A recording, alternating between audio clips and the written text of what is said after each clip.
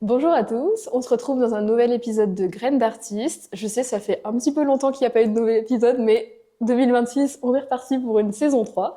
Et aujourd'hui, je suis avec Yaya, donc qui va se présenter dans un instant, et on va parler chansons, mais plein d'autres choses aussi aujourd'hui. Merci d'être venu déjà. Est-ce que tu peux te présenter? Je m'appelle Yaya Minté et je suis auteur, compositeur, interprète. Parfois, je peux faire aussi des massages bien-être énergétiques. Et parfois, je fais pas plein de choses en fait. Je fais plein de choses. On va en reparler On va en reparler. Ouais. petit à petit. Est-ce que tu peux déjà un peu nous raconter, j'allais dire ton enfance, ça va être un peu long, mais comment t'étais enfant, c'était quoi tes passions, Bah, parle-nous un peu de toi.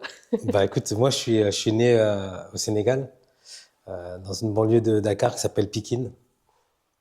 Et j'ai grandi de l'âge jusqu'à l'âge de 8 ans.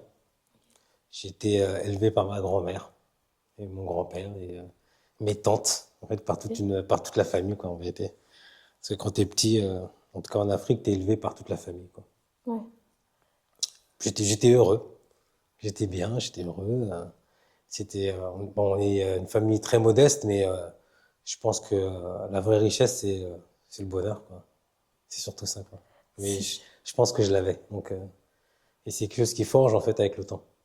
ouais, c'est C'est une sûr. bonne base, en fait, c'est une belle base pour démarrer la vie, je pense. Et du coup, comment enfin, donc tu nous as dit que tu grandis là-bas, mais après tu es en France maintenant, tu es avec nous, Ouais, je donc grandis là-bas qu'est-ce qui se et je passe? rejoins ma mère. Enfin, ma mère a fait en sorte que je la rejoigne à Paris, Ok, où j'avais déjà un frère et une sœur, quoi, que je connaissais pas. d'accord. Et je connaissais pas ma mère non plus. Donc on va dire que j'ai découvert ma mère quand j'avais 8 ans, quoi. Ok, et du coup, comment ça se passe du coup, de partir de chez toi, donc comme tu nous as dit, avec toute ta famille, pour arriver dans un nouveau pays. Paris, c'est quand Ouais, même en plus une grosse ville. Enfin, ouais. ça change, je pense, beaucoup de choses. Comment ça se passe un peu C'était un peu traumatisant, quoi. Ouais, ça a été un peu dur. Ouais, c'était un peu dur parce que on m'a arraché à quelque chose, on m'a arraché un équilibre, un bonheur, à mes amis, à ma famille, à ma grand-mère, la personne que j'aimais la plus au monde. Et c'était très bizarre. Et surtout aussi d'atterrir en France, de voir des buildings, de voir des blancs, enfin tout ça. C'était vraiment quelque chose de très choquant parce que j'avais pas vu avant Ouais, c'est l'âge de vrai, 8 oui. ans. Donc c'était quelque chose de très spécial. J'avais l'impression d'arriver sur une nouvelle planète. Ouais, surtout quand on est enfant et qu'on change d'endroit Ouais, comme ça, exactement. vraiment, on arrive. C'est. Et puis on a une vision, quand on est un enfant, on a une vision beaucoup plus large et beaucoup plus fantastique de la vie. Oui, Donc pour moi c'était wow, c'est quoi ça, c'est quoi. Même le fait de manger, le goût n'était pas le même. Le goût n'est pas le oui. même. Donc c'est rien que ça, c'était une découverte pour mon palais. Donc en fait, j'étais vraiment sur une autre planète. Mais est-ce que l'autre planète, finalement, ça s'est bien passé après? Qu'est-ce que. Je crois que le pouvoir des enfants, c'est de s'adapter. Et je pense Ouais. que c'est même le pouvoir de l'être humain, c'est de pouvoir s'adapter à certaines situations. Et je pense que je me suis adapté. J'ai rencontré ma mère, j'ai rencontré mon frère et ma sœur. Puis j'ai rencontré énormément de personnes, de belles personnes. J'ai eu beaucoup de chance, j'ai rencontré de belles personnes. Et ça m'a aidé à trouver un équilibre dans tout ça. Je pense qu'on reparlera un peu de quelques personnes potentiellement après. Mais du coup, est-ce que tu peux nous dire un peu, je veux dire, le chant, enfin, ou même la musique plus largement, ça arrive comment dans ta vie? Est-ce que c'était là depuis toujours? Est-ce que ça a été une découverte? Enfin, une découverte, je comprends, mais. Ouais, moi, le chant, la musique, je pense que ça a toujours été chez moi. Même, je crois même avant que je naisse, hein, parce que je veux dire, ma grand-mère, elle a toujours chanté chez moi quand j'étais petit. Elle m'a toujours chanté des chansons. Et la musique était vraiment présente, même dans la culture sénégalaise. La musique est hyper présente, donc c'est sûr que la musique était déjà en nous. Et le chant était toujours en moi, parce que moi je chantais toujours quand j'étais petit. Je, Parce que ma grand-mère chantait, donc ça m'a amené aussi. Ouais. C'est comme, on va dire, c'est un peu une sorte d'héritage culturel. Et à quel moment ça devient du coup plus qu'une. Enfin, du coup, c'était assez naturel pour toi, comme tu as dit, mais Ouais. quand est-ce que tu te dis, je vais en faire quelque chose? Est-ce qu'au début, tu pensais aller vers, je sais pas, un autre métier, une autre chose? Ou est-ce que finalement, c'était logique Bah, que. en vérité, je me suis jamais vraiment dit que j'allais en faire mon métier. Je me suis dit, je faisais ça vraiment pour l'amour de la musique. Adolescent, j'ai continué à chanter. J'ai rencontré des amis qui chantaient aussi. On a formé un groupe ensuite. Ensuite, on a chanté dans la rue. On a rencontré des professionnels. On a signé en maison de disques. Ça s'est fait naturellement sans jamais vraiment savoir ce qui se passait, quoi. D'ailleurs, on a signé des contrats. On savait même pas ce qu'on signait. Nous, tout ce qu'on voulait, c'est chanter. Donc c'était assez. J'ai pas eu une vision de la musique en me disant je vais gagner de l'argent, je vais vivre de ça. En fait, pour moi, je chantais, c'était déjà exceptionnel, quoi. Ok. Et du coup, tes premiers contrats, ça se passe comment, Bah, premier contrat? mes premiers contrats, justement, t'as des premiers contrats et ils te donnent une avance. Les maisons de disques te donnent une avance. Bon, nous, on a eu une avance ridicule, mais pour nous, c'était déjà beaucoup. Ouais. Et bah après, oui, ça nous aide. On fait des concerts où on est payé. Mais en vérité, c'est quand on commence à avoir des responsabilités. Donc, on commence à avoir un appartement, quoi, tout ça. Mm. Et que là, on se rend compte que, bon, il y a besoin de payer un loyer, il y a besoin de manger, de faire certaines choses. Donc là, oui, là, ça devient un peu plus important de trouver un métier qui apporte de l'argent. Donc là, on y pense un peu plus, ouais. Et est-ce Mais que les c'est... contrats ne m'ont jamais, enfin, les contrats que j'avais signés à cette époque-là ne m'ont jamais aidé à vivre. Nous, on chantait dans la rue et on gagnait de l'argent de la rue. C'est ça qui nous Ouais. faisait plus vivre, on va dire. Et du coup, t'arrivais à trouver un équilibre, un peu comme tu viens de dire, et justement avoir pouvoir payer ton loyer, manger, enfin les essentiels, Ouais. et en Ouais. chantant. En chantant dans la rue, ouais. En chantant dans la rue, on arrivait à s'en sortir. Et Ouais. c'est quoi tes... Ça se passait comment, par exemple? Donc c'était... Vous alliez juste chanter comme vous vouliez, il y avait un rythme, il y avait quelque chose de... Il fallait y aller pour, du coup, Bah, gagner de au l'argent, bout d'un moment, ça... on y allait pour gagner de l'argent parce qu'on en avait besoin, parce je pense qu'on commençait tous à payer des loyers. Donc on s'organisait, on allait souvent à Montmartre, et Mm. on chantait, on chantait toute la journée, et puis toute la monnaie qu'on se faisait, ça nous servait de paye, on va dire. Ouais. Donc, on a fait ça pendant très longtemps, puis ensuite on a eu l'idée de produire notre propre CD Mhm. et de le vendre. Bon là, le chiffre d'affaires a un peu plus augmenté, quoi.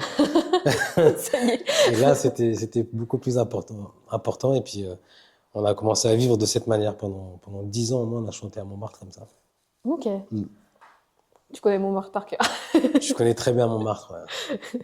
Et du coup, ce premier album, il arrive comment? Enfin, comment on fait, par exemple, pour sortir un album tout Bah, simplement j'ai fait des albums avec mon ancien groupe qui s'appelle Prestige. On a fait un album chez Warner Music. Mhm. Donc voilà, c'est des compositions, vous faites les arrangements et puis la maison de disques va presser les CD, va faire la promotion, etc. Tu vas en studio, en fait, tout simplement, Ouais. tu vas en studio, tu enregistres tes chansons. Tu as un arrangeur qui va arranger les morceaux, c'est-à-dire qu'il va mettre les batteries, les guitares, les violons, etc., etc. Ça, je l'ai fait avec mon groupe. Et en fait, après, à un moment donné, le groupe s'est arrêté, donc on a été splitté, on a, comment dire ça, séparé. Ouais. Et chacun a pris son chemin, quoi. Et là, je me suis fait remarquer par un label qui s'appelle Thinkzik. C'était le label de Imani. Une Ouais. chanteuse s'appelle Imani. Ça a été aussi le label de Ayo aussi à l'époque. Ok. Et puis d'un artiste qui s'appelle Fada Freddy aussi. Un chanteur, un excellent chanteur. Et bref, j'ai été signé par eux. Et puis avec eux, j'ai fait mes chansons. Je leur ai amené mes chansons et ensuite on a créé l'album. Et est-ce que c'est dur bah, justement, bon, une fois que tu as déjà produit des disques, j'imagine que forcément c'est plus simple de se faire repérer, mais au tout début, par exemple, c'est dur d'arriver à trouver une maison de disques, enfin quelqu'un qui veut bien te signer tout simplement. Et... En vérité, j'ai jamais vraiment cherché à signer dans une maison de disques. J'ai toujours eu de la chance, on va dire, de tomber sur les bonnes personnes. Nous, on chantait dans la rue, on s'est fait remarquer dans la rue et on a Ouais. eu un numéro de téléphone et ainsi de suite. Ça a fait qu'on a signé chez Universal Music. Ensuite, on chantait dans la rue et puis à Montmartre, on s'est fait remarquer, on a signé chez Warner Music. Et Ouais. un jour, je chantais dans un bureau. Il y a un ami à moi, il faut absolument que je te présente quelqu'un. Il me l'a présenté et puis quelques années après, cette même personne m'a proposé un contrat. Après, j'ai signé dans un label. Et ouais, souvent, ça s'est fait de cette manière. Ouais, vous aviez un peu une vitrine, enfin, du fait justement de chanter dans la rue, de voir des Ouais, chanter dans personnes la qui rue. vous voyaient. Après, c'est de la chance, hein. Il y en a qui chantent dans la rue pendant 20 ans, 30 ans, il se passe Ouais. rien. Mais après, il y en a qui chantent pendant 2 ans, 1 an, il se passe quelque chose. On sait vraiment pas. La chance, des fois, elle arrive. Elle arrive, on sait pas quand elle arrive. Mais quand elle arrive, il faut prendre l'opportunité de le transformer, en tout cas. Ouais, c'est sûr. Et Elle c'est- n'arrivera pas forcément deux Exactement, fois. c'est ce qu'on a essayé de faire chacun de nous. On a essayé de transformer sa chance, quoi. Et c'est ce que j'ai fait. J'ai signé dans un label. Et par la suite, après, je suis parti du label et j'ai décidé de créer mon propre label. Parce que je préfère me tromper avec mes propres erreurs, quoi. Ouais, préfère foncer dans le... Et puis je préfère être maître de ma vie et de maître de mes choix. Voilà, je préfère vraiment, parfois, même souvent, même c'est mieux de se tromper quand nous, on a décidé de, de suivre un chemin. On se trompe, bah, on peut s'en prendre qu'à nous-mêmes. Mais si on prend le chemin de quelqu'un d'autre et que la personne, on va dire, entre guillemets, se trompe, bah, à qui on va en vouloir? À lui, à Ouais, nous? c'est un peu Bah, on va s'en vouloir d'abord à nous, parce que c'est nous qui avons fait le choix de lui faire d'aller avec confiance. la personne. Ouais. Non, je préfère un peu briser tout ça et faire mes choix. Ça se passe comment justement de monter ton label? Enfin, est-ce que ça demande de l'argent au départ? Est-ce que comment Ouais, on... ça, Parce que du coup, tu passes un peu d'artiste à producteur. ouais, c'est pas le même métier non plus, donc comment ça C'est pas le se... même métier, mais moi, je suis un peu un cascadeur. C'est-à-dire que Ouais. quand il y a quelque chose, enfin, quand quelque chose m'appelle ou quand je sens qu'il faut que je fasse quelque chose, j'y vais. Même si j'ai pas l'expérience, bah, je me dis, bah, je vais apprendre. Et puis, j'ai pas peur de me tromper parce que se tromper, je pense que c'est une richesse à laquelle on met pas assez de lumière, en fait. Mm. On met toujours de l'ombre à l'échec ou quand tu te trompes, etc. Mais c'est bien de mettre un peu de lumière là-dedans et de se dire, bah, je me suis trompé, mais j'ai appris, quoi. Je suis plus dans cet état d'esprit. Ouais. Donc, à partir de là, je me suis dit, bon, bah, voilà, je vais ouvrir un label. Donc, c'est sûr qu'il faut un peu de financement. Donc, il faut trouver des personnes qui peuvent, au départ, t'aider à financer. Donc, j'ai eu de la chance. Je suis tombé sur j'ai des bonnes personnes. Je suis bien entouré de belles personnes qui m'ont aidé justement à créer mon label. J'ai pris un business manager qui connaissait bien, qui avait déjà ouvert un label et il m'a aidé à comprendre comment on faisait. Ouais. Donc, appeler un avocat, Toutes les etc. Et puis après, personnes, l'avocat, tous les... il t'explique tout ce qu'il y a à faire, créer ta société, etc. Et moi, j'en ai profité pour créer un label, pour créer une boîte d'édition, pour créer une marque aussi. Je me suis dit, autant C'est tout dit, faire, hein. on va pas créer juste une seule structure. Vraiment, je me suis dit, il faut faire plusieurs structures. Et puis, comme j'ai plein d'idées sur pas mal de choses, je me suis dit, pourquoi pas créer déjà tout ce qui est possible d'être fait. Et puis, je suis rentré comme ça. Et puis, je sais même pas où j'allais aller, mais... Enfin, je savais où je voulais aller, mais je sais pas comment j'allais y aller, par contre. Est-ce que du coup, aujourd'hui, ça, t'arrives à, tu tends vers là où tu veux aller, du coup, ou est-ce que ça se passe Bah, comment? du coup, je me suis rendu compte de pas mal de réalités. Parce que parfois, certes, on a des rêves, mais bah, parfois, on a des illusions. Des illusions. Attends, faut que je dise bien ce mot-là. Parce que, bon, bref, parfois, on se fait des illusions sur des choses. Ouais. Et bah, la réalité nous rattrape. Et je trouve ça intéressant. Mm. Parce que ça nous manage, ça nous donne la possibilité justement d'aller au-dessus de nos capacités, de nous faire confiance, de nous surpasser. Donc on va dire, c'était simple au début. Ensuite, tu te rends compte que bah, tu as des responsabilités, tu as des charges, tu as plein de choses à payer. Après, c'était surtout, je voulais créer mon show, je voulais créer travailler avec un groupe de musiciens qui allaient comprendre mon état d'esprit. Je voulais partager mon expérience aussi et ma philosophie. Et j'ai eu énormément de chance. J'ai rencontré des belles personnes. Je suis entouré de super musiciens qui sont des musiciens de cœur parce que c'est des personnes qui marchent avec le cœur. Et j'ai toujours rêvé d'avoir une équipe qui marchait exactement comme moi je le ressentais, quoi, avec Ouais. les mêmes valeurs et tout. Donc j'ai trouvé ça, j'ai créé le show, j'ai créé un show. On a répété, on a fait un premier concert au Badaboom euh, en juin 2025. Ok. Et ça s'est super bien passé. Ensuite, on a décidé de faire un autre show le 2 décembre dernier Mm. Café de la Danse. Donc c'est super, on a rempli la salle. Qu'avec de la promotion Instagram. C'est-à-dire qu'on n'a pas fait promo radio-télé, bah, on n'a pas les moyens en même temps de faire des Ouais, télé. surtout On à a fait, Paris, c'est ouais, pas c'est les mêmes compliqué, quoi. budgets. Mais on a fait que de la promotion sur Instagram, on a réussi à remplir la salle. Et on a réussi à faire un show comme on le voulait, quoi. Et ça, c'était vraiment cool. Et surtout, on a eu la chance aussi de faire une résidence au Havre, au Magic Mirror, qui nous ont permis justement de travailler le show, etc. Et ça, c'était super aussi. C'était une belle expérience parce que c'était ma première résidence avec, on va dire, les musiciens qui m'accompagnent et tout, Ouais. les artistes, c'était vraiment top. Et puis d'avoir une, enfin je sais pas sur combien de jours c'était, mais un temps Ouais, dédié à ouais, vraiment juste c'était créer, pas long, c'était sur s'entraîner. 3 jours. Mais Ouais. c'était intense et franchement, c'était super. Puis ça rapproche, on se comprend, on, on se manage, on fait de belles choses en fait. Il se passe de beaux moments dans ces genres de résidences et Ouais. d'aventures. Et alors, il ressemble à quoi ce show justement? C'est quel, je sais pas, style de musique? C'est quoi Bah, le show, votre... c'est le show où je chante mes chansons. Et par exemple, à chaque ouverture de show, moi, j'avais enregistré ma grand-mère. Ma grand-mère, elle chante, donc je l'ai Ok. enregistré un jour. Je suis parti au Sénégal et j'ai utilisé la bande.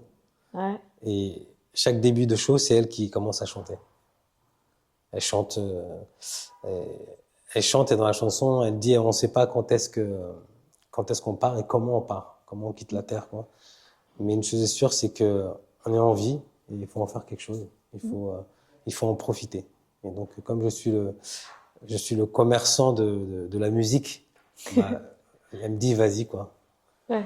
Ça commence fort alors. Voilà, voilà. Elle dit, vas-y, donne ton énergie, envoie ton énergie aux gens pour qu'ils puissent respirer justement la vie. Donc voilà, c'est à peu près ça qu'elle dit dans la chanson. Et donc je démarre toujours le show avec ça. Ouais, c'est super. Ouais, c'est super. Et puis on est entre pop, soul, jazz, rock. On est vraiment dans tous ces styles-là parce que c'est tout ce que j'aime. Et avoir des musiciens qui comprennent la musique, qui la ressentent, ça, moi j'adore. Et puis j'adore les musiciens en vérité. J'ai toujours voulu être un excellent musicien, mais pour l'instant je suis juste un petit musicien. Je suis plus un chanteur. Ouais, si la voix est un instrument, oui, je suis un musicien. Si c'est avec un instrument de musique, c'est Ouais, c'est encore mieux, en c'est encore progrès. mieux. Mais non, le show, on vit des moments intenses, beaucoup d'émotions ensemble. C'est pour moi la musique, pour moi le live, c'est ça, c'est les émotions. C'est quelque chose qu'on doit partager. C'est quelque chose que sur mon show, c'est vraiment ce que je veux faire vivre. Je veux faire vivre de la joie, de la tristesse, euh, du doute, du pli de l'enthousiasme, plein de choses en fait. Et je pense qu'on est là pour ça. Nous, les artistes, on est là pour justement faire sortir les gens de leur vie un peu. Parce que toute Ouais. la pression qu'on vit, les tensions, enfin, politiques, tout ça, moi je calcule pas du tout la politique, mais je vois que parfois il y a beaucoup de tensions là-dessus. Bah, quand ils vont voir un concert, bah, ça les libère, quoi. Ils sont ailleurs, ils sont dans mon univers, on va les chouchouter, on les met bien Ouais, c'est ça, et on vit pendant quelque une chose. heure avec Voilà. elle qui Pendant pense une à heure et autre demie, ils chose. sont avec nous, ils pensent à autre chose. Et puis on va plus à l'intérieur. On est plus à Ouais, l'intérieur qu'à l'extérieur, quoi. Et c'est ça qui est intéressant. voilà, faudra. Donc c'est vraiment un show qu'il faut aller voir, Ce que j'allais qu'il dire, faut vivre pleinement et intensément. on mettra les informations Ouais. pour tout le monde en dessous. Du coup, à côté de ce show, t'as aussi fait un livre. Ouais. Donc pourquoi est-ce que il fallait faire un livre aussi en plus? Qu'est-ce qu'il raconte? De quoi Bah, ça parle? à la base, ça devait pas être un livre. À la base, ça devait être juste enfin, un petit fascicule pour les concerts, pour les fans de concerts, pour que les gens puissent lire un peu une partie de mon histoire, pour qu'ils comprennent en fait pourquoi je fais telle ou telle chanson, etc. Et en fin de compte, avec mon associé Dilek, qu'on a commencé à raconter, je commence à aller raconter ma vie un petit peu. Elle a dit, mais attends, mais ça mérite plus de pages, quoi. Ouais. Et puis, de page en page, de page en page, on a fini par faire un livre, quoi. Où je raconte un peu justement mes 0 à 8 ans, ensuite comment j'ai découvert la musique, comment j'ai aussi dormi dans la rue, à un moment donné, j'ai dormi dans la rue, comment je m'en suis sorti, comment je suis arrivé à faire de la musique euh, à Montmartre, comme ça, dans la rue, comment j'ai fait des shows, des premières parties de spectacles, comment j'ai évolué de mes zéros jusqu'à maintenant, comment j'ai fait mon label, etc. Ça raconte pas mal de choses. Si je raconte tout, c'est plus la peine de lire le livre, quoi. Donc, Là, c'est juste l'introduction. voilà, Faudra voilà. aller lire Ça aussi. raconte pas mal d'anecdotes et qu'on puisse comprendre un peu la philosophie dans laquelle je suis et dans laquelle j'évolue. Du coup, tu parlais un peu enfin justement des premières parties. Moi, j'aimerais bien qu'on en parle un petit peu. Ça Mm. fait quoi déjà, comment on arrive à faire une première partie? Qui est-ce que tu as pu rencontrer? Peut-être si tu peux, sans donner toutes les informations. Qu'est-ce que ça t'a apporté, par exemple, de pouvoir faire des premières parties avec d'autres chanteurs, d'autres personnes? Si tu Ouais, peux nous en bah, parler un petit peu. pouvoir faire les premières parties, bah déjà, je pense que souvent, c'est de bouche à oreille, c'est des connaissances, etc. Je sais qu'avec mon groupe, on avait fait les premières parties de Florent Pagny au Zénith. On l'avait rencontré par hasard dans un studio d'enregistrement Ok. à Montrouge. Et de là, il y a eu un flash. Il nous a dit, venez faire une première partie. C'était top. Et ça, c'était le hasard, tu vois. Ouais. On a fait ces premières parties. C'était un beau souvenir. C'était au Zénith en plus. C'était vraiment fou. Et ensuite, on a fait la première partie avec mon groupe de Corneille à Strasbourg aussi. Pareil, les personnes de la salle nous connaissaient et puis on a réussi à faire ça. C'est pareil, c'est des connaissances. Ouais. Et ensuite, quand moi j'étais en solo, j'ai fait la première partie de Jane, la chanteuse de Mhm. Jane. Et ça, c'était parce que c'est une connaissance de mon label, Ok, ouais. etc. Et j'ai fait toute la tournée. J'ai fait pas mal de dates. J'ai fait énormément de dates avec elle. J'ai fait 8 dates, je crois. Ouais, Mais c'était pareil, c'était des arénas quand même. ça fait du monde. Ouais, ouais. Et pareil, j'ai fait aussi Tiken Jah Fakoly, c'est un chanteur de reggae ivoirien, que j'adore. Et j'ai fait aussi, j'ai refait Corneille à l'Alhambra. J'ai fait une première partie de Ok. Corneille. J'ai fait Musilac, c'est un festival. Mm. J'ai fait le festival de Musilac. Guitare-voix, tout ça, j'ai fait guitare-voix avec mon collègue guitariste qui s'appelle Thomas Naïm, un super guitariste. On faisait guitare caronne. Et ces premières parties m'ont fait. Bah, quand tu dois chanter avant un artiste hyper connu et que les gens ils ont payé pour cet artiste, c'est pas toujours facile de faire une première partie parce que les gens sont pas venus pour toi. Ouais. Et c'est un bon challenge, je trouve. Et j'ai eu beaucoup de chance parce que ça s'est toujours bien passé. Il faut arriver à leur faire aimer quelque chose pour Exactement, lequel ils faut savent les faire adhérer très pas. rapidement. Ouais. Très rapidement et ça s'est hyper bien passé. Jusqu'à maintenant, toutes les premières Mm. parties, c'était vraiment cool. En même temps, c'est peut-être un bon moyen de te faire connaître Oui, oui, justement c'est. si les personnes ont apprécié, ils vont peut-être te suivre et donc ça va peut-être t'aider à développer un peu le. Bah ouais, je pense que c'est une bonne méthode pour faire la promotion. Ouais. Ouais, ça m'a beaucoup aidé, je pense. On va dire qu'on arrive à peu près à plus ou moins aujourd'hui. Alors, bon, nous, c'est un peu particulier parce qu'on est sur un spectacle ensemble, Ouais, donc on se connaît un petit peu. J'avoue, ouais. on a triché un tout petit peu pour cet épisode. Mais est-ce que tu peux nous parler justement un peu de l'aventure du Normandie, puisque toi, du coup, tu vas l'expliquer mieux que moi, mais t'es pas arrivé là totalement par hasard dans ce spectacle. Non, en fait, je suis pas arrivé par hasard dans ce spectacle parce que le propriétaire du Normandie, c'est Jesse Spaggia. C'est un ami d'enfance. Euh, et, euh, et quand j'ai vu, enfin, tout ce qu'il faisait pour ce théâtre, parce que moi j'ai vu ce théâtre, c'était vraiment, il y avait rien pratiquement, quoi. Ouais, Et j'ai vu comment il a eu la force et l'énergie de construire, de refaire vivre en fait ce monument. Euh, J'étais hyper impressionné. Et il m'a appelé plusieurs fois justement pour venir jouer à ce théâtre qui n'était pas encore fini. oui, Donc je suis venu jouer plusieurs fois pour lui à ce théâtre et ça me faisait plaisir de participer à ça. Puis un jour il m'a appelé, il m'a dit écoute, je fais une comédie musicale et tout ça et j'aimerais bien que tu fasses partie de cette comédie musicale. Et j'étais là, waouh, j'étais pas mal occupé, mais bon, c'est mon ami, et puis de deux, je me suis dit pourquoi pas en fait faire cette expérience. J'ai jamais fait vraiment cette expérience. J'ai déjà travaillé en collaboration avec des comédies musicales, mais je voulais jamais rentrer dedans parce que pour moi ça prenait trop de temps quoi. Pour moi. Mais là cette fois-ci j'ai dit oui pourquoi pas quoi. Et puis il m'a parlé de jazz, il m'a parlé de pas mal de choses. Je fais ah oui ouais, d'accord. Ouais, essayer de mettre ce qui pouvait te faire venir dedans. ouais, ouais. Et puis ensuite, voilà, on a fait on a fait le casting, après répétition. Et en vérité, aujourd'hui, je me rends compte que là, on a fait les premières, quoi. On a eu, on a répété pas mal, il y a eu beaucoup de stress parce qu'on savait pas si ça allait ouvrir le jour même. Bref, c'était une sacrée aventure, quoi. C'était une sacrée aventure. Et en vérité, ça m'a permis de rencontrer de belles personnes, de belles rencontres, notamment toi aussi. Et, Merci. ouais, et de rencontrer vraiment, je sais pas si toutes les comédies musicales elles sont comme ça, mais franchement, il n'y a pas une personne qui a un mauvais état d'esprit. Il y a un très bon état d'esprit. Il y a un esprit bienveillant, tout le monde s'écoute, il y a une belle énergie. Je sais pas, j'aime beaucoup, j'aime beaucoup. En fait, je Ouais. pensais pas aimer autant, mais j'aime beaucoup le fait de se retrouver, de faire ce show et de le faire grandir ensemble. Franchement, c'était une bonne idée qu'il a eu Jessie de m'appeler et j'ai eu une bonne idée de dire oui, quoi. Ouais, non, mais c'est marrant que tu dises ça parce qu'en plus, je pense qu'on a un peu tous le même ressenti, Mm. qu'il y a une bonne entente et tout. Puis, je pense que vu que c'était pas dans l'urgence, mais Ouais, comme tu dis, il y avait un petit peu de flottement et ouais, d'incertitude à certains moments sur est-ce que vraiment on va ouvrir comme ça un théâtre qui du coup était à l'abandon, ouais. qui la commission de sécurité, tout, beaucoup de choses.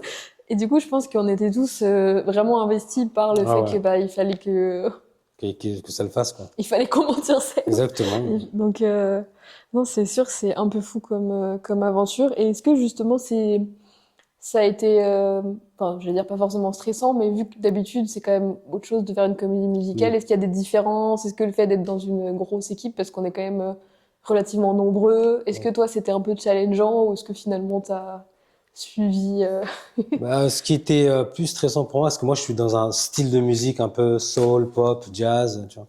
Là, ce qui est plus stressant, c'est de pouvoir faire autre chose, ce que tu fais pas d'habitude, de chanter du Bourvil. J'avais Ouais, appris de chanter du Bourvil, mais c'est un bon challenge, quoi. d'habitude Et il y a Arnaud pour sauver les voilà, Arnaud il certaines. vient, il chante du Bourvil, mais tu vois, c'est pas spécialement mon style de d'habitude, donc ça me pousse à sortir un petit peu de mes habitudes de chanteur. Et j'ai trouvé ça vraiment intéressant. J'ai pas trop stressé. Enfin, je suis pas quelqu'un qui stresse énormément. Ouais. Mais évidemment, il y a toujours le trac avant de monter sur scène qui est toujours là, mais ça, c'est normal. Mais stressé à perdre, comment on appelle ça? Ouais, la voix, enfin les capacités. Enfin, si, le deuxième jour, j'ai perdu la voix. J'ai eu un courant d'air et ma voix est sortie plus. Là, j'avoue que j'avais un peu de stress, quoi. Je chantais, ma voix sortait pas alors que moi, j'ai l'habitude de chanter, quoi. Ça fait très bizarre. Mais non, enfin, en tout cas, c'est une aventure qui m'a permis justement d'aller au-delà de mes limites et au-delà de ce que je faisais d'habitude. Et c'est très enrichissant. Je trouve ça vraiment. Et puis même le fait d'être en groupe aussi, bon, moi j'ai eu un groupe, mais là c'est vraiment autre chose. C'est vraiment il y a les danseuses, les Ouais. chanteurs, les musiciens. Et c'est plein d'univers C'est plein d'univers, différents. mais comme les gens sont excellents, ça peut faire que de belles choses, quoi. J'aime beaucoup les personnes qui sont dans cette comédie musicale. Il y a quelque chose de très pur chez eux, je trouve. Chaque personne a quelque chose vraiment de pur et adoré prendre conscience de ça et puis de le vivre, quoi. Ouais. Bah, on a de la chance, ça continue encore Ah ouais, on exactement. sait pas jusqu'à quand, mais Ouais, ouais, on va vous faire pouvez max. encore venir nous voir. Exactement. Ouais, faut venir carrément venir voir ce spectacle, hein, parce que ça vaut le coup, je pense.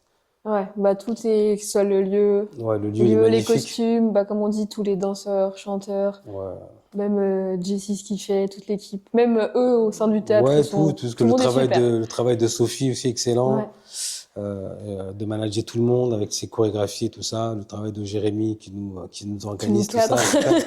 Enfin bref, franchement, il y a une très très belle équipe et ouais, des super danseurs, des très bons chanteurs. Enfin bref, c'est cool. Ouais. Faut venir. Sur l'année là par exemple qui arrive, est-ce que tu as des objectifs, des envies? Est-ce qu'il y a un truc où c'est cette année ou est-ce que c'est encore comme d'habitude continuer, se Non, enfin, développer? en tout cas, en année 2026, il y a quand même pas mal de choses quand même. Il y a quand même pas mal de choses. Évidemment, je vais continuer à faire la promotion de mon livre. Il y a mon album qui va sortir le 5 juin. Je ne l'ai pas encore dit officiellement, mais peut-être qu'au moment où tu sortiras ta vidéo, ça sera peut-être officiel. Tu vois. Ou alors Mais ce sera une normalement, voilà, exclusivité. l'exclusivité, ça, c'est normalement sur le 5 juin, mon album, qui va s'appeler So. Et je vais faire donc ce même jour-là, je vais faire un concert de présentation de l'album. Ensuite, je vais sortir des singles tous les mois Ouais, jusqu'à la sortie de l'album. donc, à suivre aussi. D'ailleurs, il y a un single qui sort là vendredi qui s'appelle Ma Mélodie. Ok. Voilà, je sais pas à quel moment tu vas envoyer ça, mais Ce sera sûrement sorti, donc vous pourrez aller voilà, écouter. ouais, Ma Mélodie qui est Sauf si je sortie. monte vite, mais je suis pas sûre que ce soit Non, non, dans ce mais délai. il y a Ma Mélodie qui sort et puis sûrement je vais peut-être faire un ou deux clips acoustiques avec Ok. quelques chansons. Donc c'est surtout ça et puis je vais faire une résidence au Normandie justement avec mes musiciens. Ah, trop chouette. Ça va être cool. Est-ce que tu as des petits, j'allais dire, des conseils? On va dire, par exemple, comment on fait pour, je veux dire, bien chanter? C'est un bien grand mot, mais ce serait quoi les essentiels à Bah, avoir de prime abord, comme ça, pour... bah déjà aimer la musique, hein. C'est un prix. Aimer chanter et quelque chose qui est hyper important aussi, les gens n'y pensent jamais, c'est vraiment avoir un prof de chant, quoi. C'est vraiment prendre des cours de chant. C'est pas, je veux dire, c'est pas quelque chose faut pas négliger ça, hein. Stevie Wonder, Michael Jackson, Whitney Houston, tous les grands chanteurs, ils ont des profs de chant, hein. Céline Dion, tout le monde. Mm. Et je pense que dans leur culture américaine, c'est ça. Mais en France, je sais pas si tout le monde a cette culture-là, de se dire, bah, ouais, enfin, tous les footballeurs, ils ont des entraîneurs, ils ont des Ouais. coachs, tous les, euh, dans tous les sports, en fait, il y a des coachs, il y a des Mm. personnes mais en chant, c'est la même chose. C'est important d'avoir un coach, d'avoir quelqu'un qui va t'aider à utiliser ta voix, à la reposer, etc. Et déjà, c'est ça, c'est un conseil déjà. Prenez Ouais, un non, prof c'est de sûr. chant qui peut vous aider justement à acquérir des bases si vous en avez pas. Et si vous êtes bien avancé, bah, ça va vous aider à vous développer, à améliorer, à progresser. Donc, sur ça, déjà, c'est un conseil déjà. Je parle vraiment au niveau du chant, Mm. de la musique, quoi.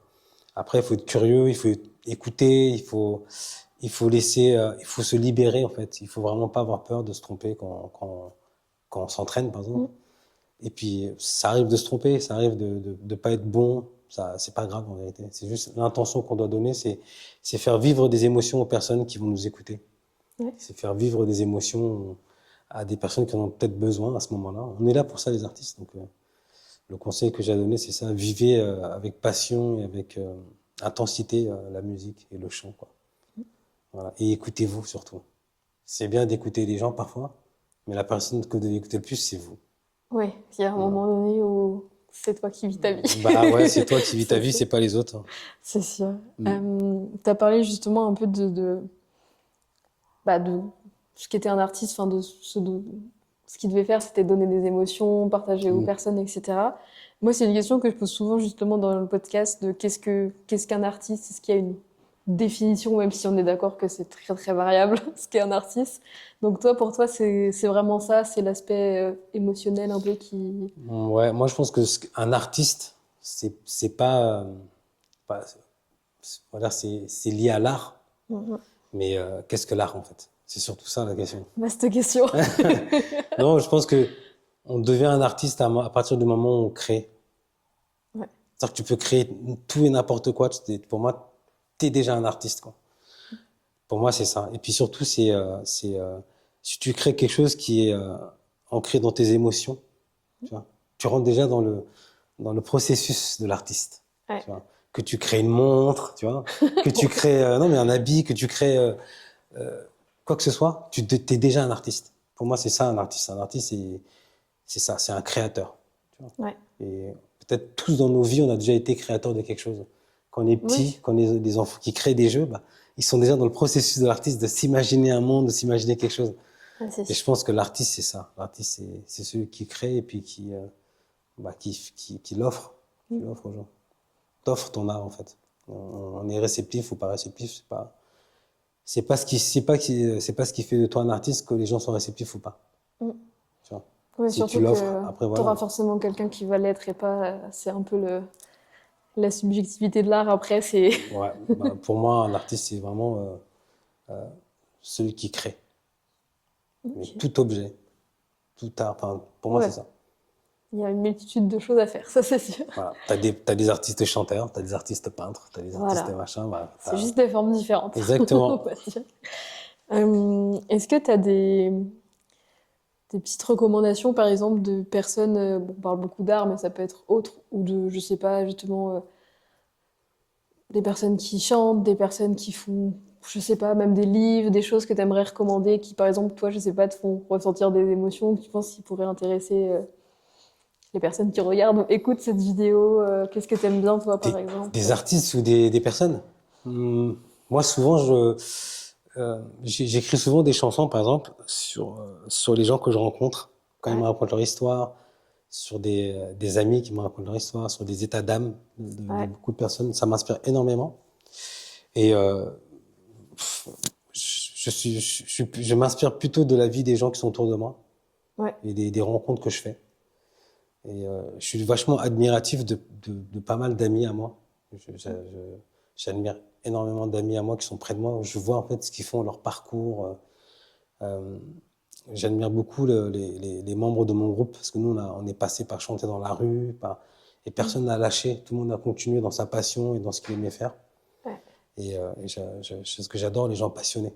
Et puis, j'ai vraiment la valeur travail qui est très fort chez moi aussi. Et j'adore voir les gens travailler, se débrouiller, se démêler, se battre pour sortir de leur routine ou qui prennent des risques dans leur vie pour faire quelque chose.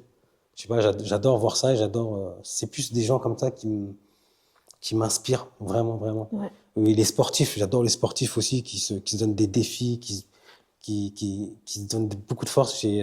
J'ai deux amis qui sont sportifs, qui font du pentathlon, c'est Elodie Clouvel et Valentin Bello. Elodie qui est double championne olympique et Valentin qui est double champion du monde aussi. Et j'adore leur état d'esprit, quoi. C'est des personnes hyper saines et qui se donnent des challenges et ils y vont, quoi. Tu vois, ils y vont. Ouais. Avec leurs doutes, avec leur force, leur fierté. Enfin, ils arrivent à créer quelque chose et ils arrivent à aller au bout de leurs rêves et au bout de ce qu'ils ont envie de faire. Et voilà, moi, j'adore. J'adore. Et je suis vraiment entouré de belles personnes comme ça qui se donnent, qui ont envie d'aller. Ils vont pas à l'extérieur, ils vont chercher quelque chose à l'intérieur d'eux. Ouais. Parce que la vraie force, elle se trouve vraiment à l'intérieur de nous. Et ils oublient pas ça. Et je suis vachement admiratif des personnes comme ça. Plutôt que. Bon, moi, je regarde pas trop la télé, donc je suis pas trop télé du tout. Mais donc, je m'inspire vachement des gens qui sont autour de moi. Après, j'adore des artistes que j'ai adorés comme Prince, Michael Jackson, Aaron Neville, et puis ouais, des chanteurs à l'ancienne un petit Ouais, peu. des indémodables. Ouais, voilà, j'ai écouté beaucoup de chanteurs, j'ai adoré énormément de chanteurs, mais c'était plus l'art, et leur façon de chanter, leur façon de composer, leur voix, tout qui m'a donné de la force, qui m'a donné envie. Mais pour de la vie réelle, j'ai envie de dire, c'est plus les gens qui vivent avec moi, les gens que je rencontre. Je m'inspire plus de personnes comme ça Ouais. que de personnes célèbres. Oui, Célèbres, quoi. tu vas aux proches Voilà. personnes Soit que tu rencontres. tu peux t'inspirer de leur parcours, mais de l'humain, bah, je m'inspire des gens que je rencontre, quoi. Parce que il y a vraiment une proximité qui m'aide à saisir la richesse qu'ils ont. Ouais, non, c'est sûr. Je suis plus dans cet état d'esprit, quoi. Oui, je te propose, si tu as une dernière chose un peu que tu as envie de partager, de dire, tu peux. Et puis après, si tu veux, tu peux nous faire un petit extrait de... Parce qu'il y a il y a la guitare à côté. Ouais, c'est vrai, Ça, vous le voyez. Vous le voyez pas, mais il y a la guitare. Donc si tu veux, un petit mot, et puis tu peux nous... Si tu as envie, bien sûr. Non, moi, la chose que je voudrais partager, c'est que moi, je fais beaucoup de musique, mais je fais aussi du bien-être. Parce que le bien-être mental, physique, c'est quelque chose qui est hyper important. Ouais. C'est vraiment quelque chose qu'on oublie. Euh, et je pense que ce serait intéressant de s'occuper de soi, en fait. Parce qu'il y a énormément de personnes qui s'occupent des autres, mais ils pensent pas assez à eux.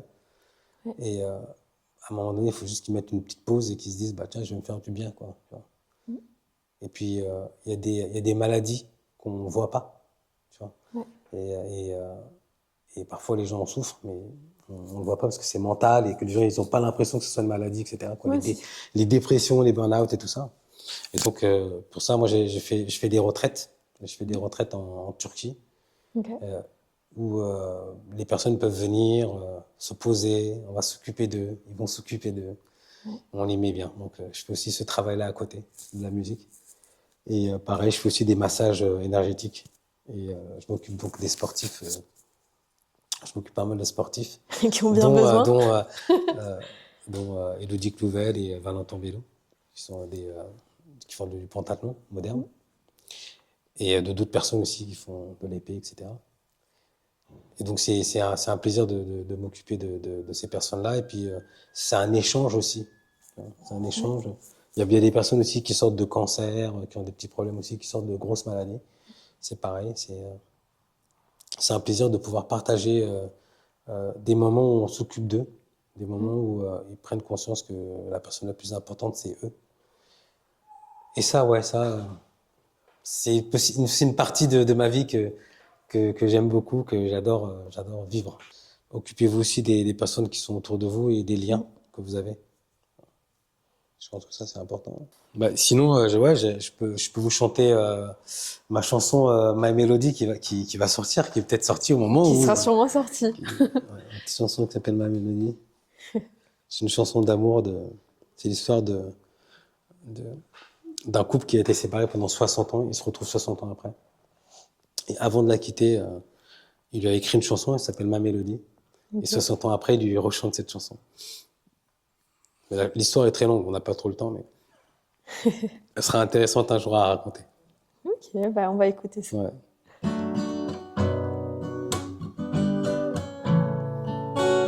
Darling, did I let you know how much my heart it needs you close? It starts to sing when you are near. I'm so in love with you, my dear. I don't know why you love me, but I'm blessed. Nothing more, nothing less. I wanna shout it out to the heavens above. Baby, you are sweet, like this melody. And I run, run, run, run, run out of miles.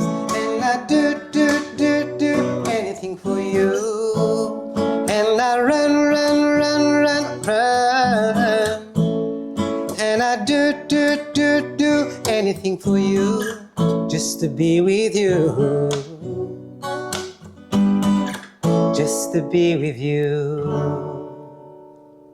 Je fais un petit extrait, voilà.